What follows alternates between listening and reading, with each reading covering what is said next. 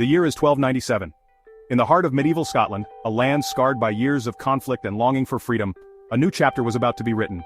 The air was thick with anticipation, and the hopes of an entire nation rested on the shoulders of a few brave souls. Scotland is alive with hope. The villages and glens, once quiet and subdued under English rule, now buzzed with excitement. For the first time in years, the people dared to dream of liberty. After a stunning victory at Stirling Bridge, the impossible had become reality. The Scottish army, outnumbered and underestimated, had turned the tide of history in a single, thunderous clash. Against all odds, William Wallace and Andrew de Moray led the Scots to defeat the mighty English army. Their strategy was bold, using the narrow bridge to their advantage, trapping the English and shattering their ranks. The victory was not just military, it was psychological, a blow to English pride and a beacon for Scottish resistance. This was more than a battle. It was a declaration. Scotland would not bow. The roar of victory echoed across the land, igniting a fire in the hearts of men, women, and children alike. The people felt a surge of pride and tasted freedom, if only for a moment. Songs were sung, tales were told, and for the first time in a generation, hope seemed stronger than fear. For the first time, the Scots had proven they could defeat the English in open battle. The myth of English invincibility was shattered, and the legend of Scottish courage was born anew. Wallace, a commoner, was made guardian of Scotland, leading in the name of the absent King John Balliol. His rise from humble beginnings inspired all who heard his name, and his leadership brought a sense of unity to a fractured land. He governed, restored order, and even raided into England, striking back at those who had oppressed his people. These daring raids sent shockwaves through the English court, proving that Scotland would not simply defend, but would fight back. Sending a clear message to King Edward I, Scotland would not be conquered easily. The defiance was unmistakable, and the challenge was laid at the feet of the English king. Scotland is a free kingdom. For a brief, shining moment, the dream of independence seemed within reach, and the royal banner flew high above the castles and hills. But this victory brought a heavy burden. The cost of freedom was high, and the scars of battle ran deep. The soldiers, though triumphant, knew that darker days might lie ahead. The Scots knew Edward I, the Hammer of the Scots, would not let this stand.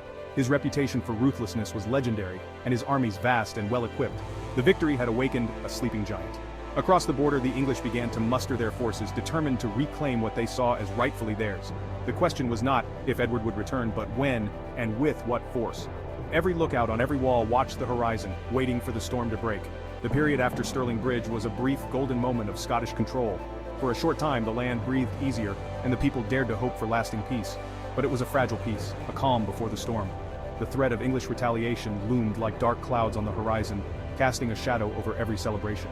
The victory united the country in spirit, but divisions among the nobles remained. Old rivalries and ambitions simmered beneath the surface, threatening to unravel the hard-won unity. Wallace had won a spectacular battle, but winning independence would require facing the full might of the English crown. The road ahead would be long and perilous, demanding sacrifice and unwavering resolve. The stage was set for another, even bloodier, confrontation. Both nations braced themselves for what was to come, knowing that the fate of Scotland would be decided on the fields of battle. The fate of Scotland hung in the balance. As the sun set over the Highlands, the echoes of Stirling Bridge lingered, a reminder of what had been won and of the greater struggle yet to come. King Edward I, known as the Hammer of the Scots, was far from home, attending to affairs in Flanders, when a messenger arrived bearing grave news. The shocking defeat of his forces at Stirling Bridge had reached his ears, sending ripples of outrage through the English court. Edward's authority, so carefully built over years of conquest, had been brazenly challenged by the Scots. His once proud army had been humiliated on the battlefield, a personal affront that Edward could not ignore. To Edward, the Scots were not a foreign enemy, but rebellious subjects daring to defy their rightful king. He refused to recognize Scotland as a separate nation.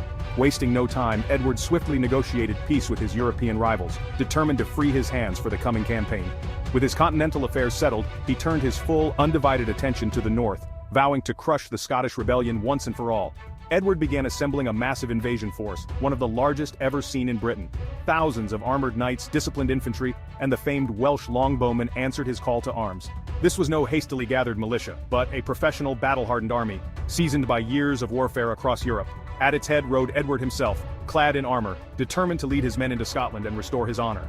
The English host marched north, a seemingly unstoppable force, their banners fluttering in the wind as they crossed into Scottish lands. But the Scots, led by William Wallace, would not meet them in open battle.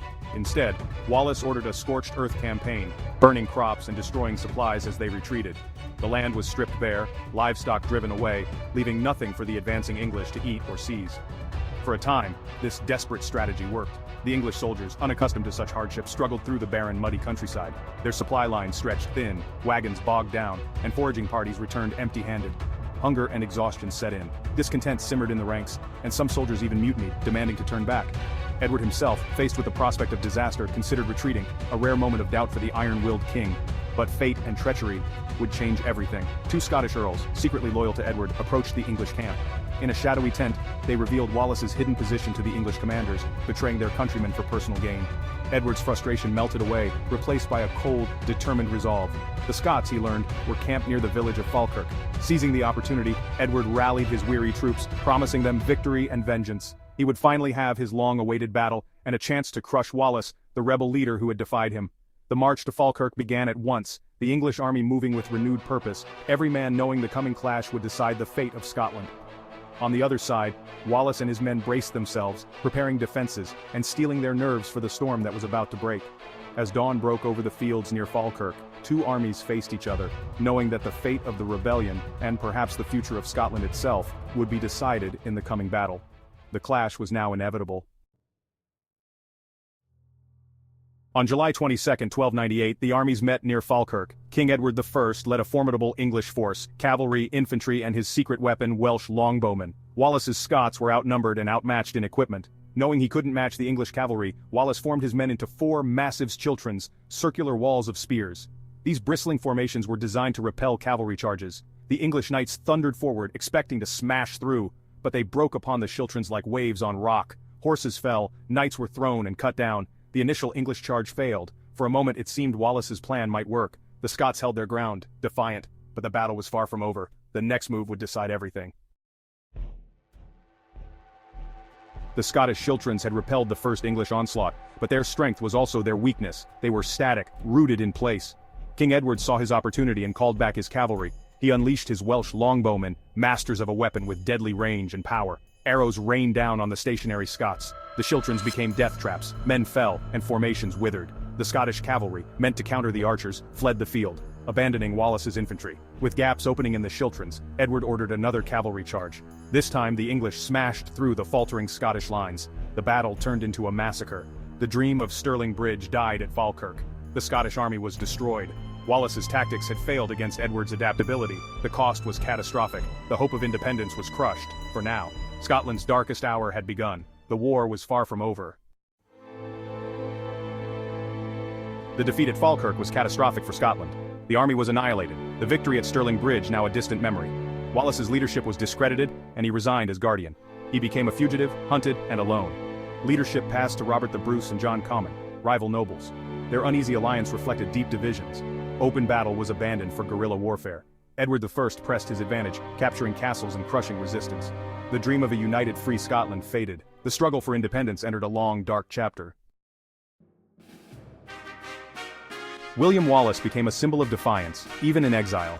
His name echoed through the glens and valleys of Scotland, inspiring hope in the hearts of those who still dreamed of freedom. Though forced to flee his homeland, Wallace's spirit remained unbroken, a beacon for all who resisted English rule. He sought support in France and Rome, traveling across foreign courts and pleading Scotland's cause to powerful rulers. Yet despite his passion and determination, Europe would not challenge Edward I. The kings and popes of the continent, wary of England's might, offered only words, not armies.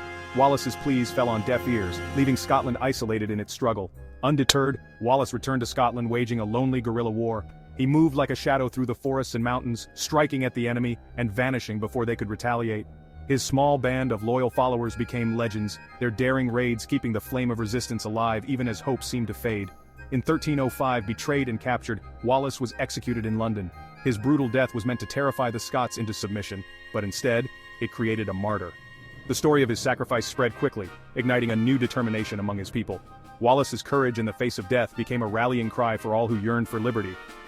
Into this turmoil stepped Robert the Bruce, a nobleman with a powerful claim to the throne. Ambitious and cunning, Bruce saw both the danger and the opportunity in Scotland's chaos. He was determined to unite the fractured nation and fulfill the dream that Wallace had died for. But Bruce's path was not simple. His rivalry with John Comyn, another powerful noble, split the nation.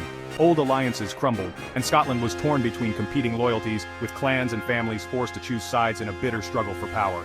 In 1306, Bruce met Comyn in a church at Dumfries. What began as a heated argument ended in bloodshed, with Bruce killing Comyn at the altar. This act shocked the nation and set Bruce on a path from which there was no return. Excommunicated by the church and declared an outlaw by the English crown, Bruce had no choice but to fight. Hunted and betrayed, he became a fugitive in his own land, forced to rely on his wits and the loyalty of a few trusted followers. Yet, just weeks later, Bruce was crowned King of Scots at Scone.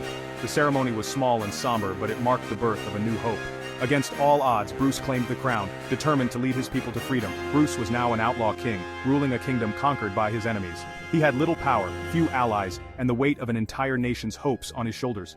Every day was a struggle for survival, every decision a matter of life and death. But Bruce refused to give in. He rallied those who still believed in Scotland's future, inspiring them with his determination and vision. Slowly, he began to rebuild the shattered resistance, gathering warriors and forging new alliances. The stakes had never been higher. Every battle, every skirmish, was a fight for survival, not just for Bruce, but for the very soul of Scotland. The fate of a nation hung in the balance. Bruce's path would be one of hardship and relentless conflict. His followers endured hunger, exhaustion, and defeat, yet they pressed on, driven by the hope of freedom and the promise of a better future. The hope of freedom rested on his shoulders. Villagers and warriors alike looked to Bruce as their last chance, their eyes filled with both fear and faith. In the darkest moments, it was this hope that kept them moving forward. Scotland's fate would be decided by his courage and cunning. Every move was a gamble, every plan a test of his leadership.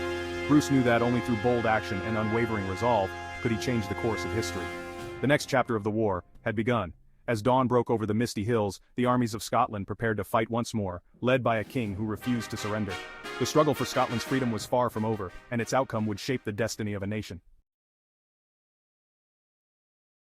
Robert the Bruce's reign began in flight, not triumph. Edward there sent armies to crush him. Bruce suffered defeat after defeat. His family was captured or killed. Bruce became a fugitive. Legend tells of Bruce inspired by a spider's persistence, vowing to try again.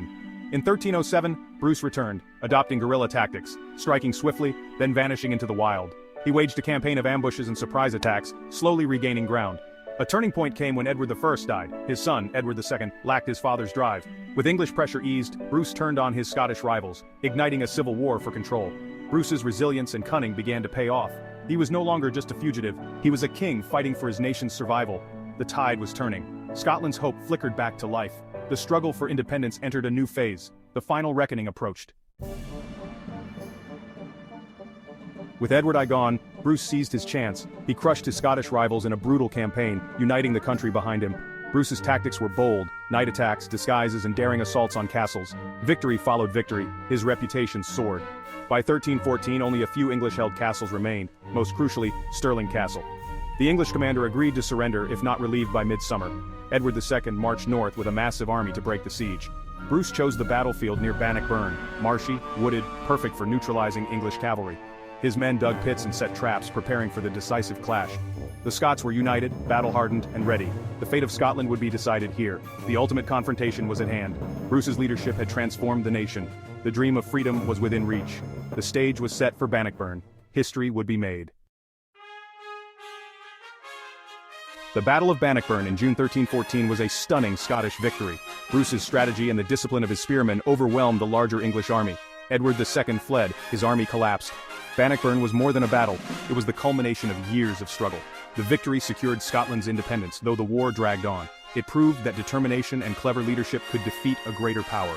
The shame of Falkirk was erased. Bannockburn became Scotland's defining moment. Wallace and Bruce became national heroes, symbols of heart and strategy. The wars of independence forged a fierce Scottish identity. The Declaration of Arbroath in 1320 proclaimed, "We fight not for glory nor riches nor honors, but for freedom alone." This legacy, born from struggle and sacrifice, endures in Scotland to this day. The nation was forged in defiance and hope. The echoes of Bannockburn still shape Scotland's story,